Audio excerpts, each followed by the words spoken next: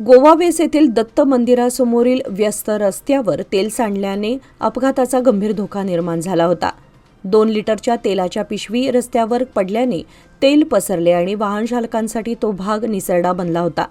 ही बाब लक्षात येता सामाजिक कार्यकर्ते अवधूत तुडवेकर आणि मायकल पिंटो यांनी तातडीने घटनास्थळी धाव घेतली. त्यांनी तात्काळ दक्षिण बेळगाव वाहतूक पोलिसांना माहिती दिली आणि त्यांच्या समन्वयाने परिस्थिती हाताळण्यात आली. वाहतूक पोलीस आणि सामाजिक कार्यकर्त्यांनी मिळून तेल सांडलेल्या ठिकाणी माती टाकून रस्ता सुरक्षित केला. त्यामुळे वाहनांना आवश्यक पकड मिळाली आणि संभाव्य अपघात टळले. या तातडीच्या आणि समन्वयपूर्ण कारवाईमुळे दररोज या मार्गावरून प्रवास करणाऱ्या हजारो नागरिकांची सुरक्षितता निश्चित झाली.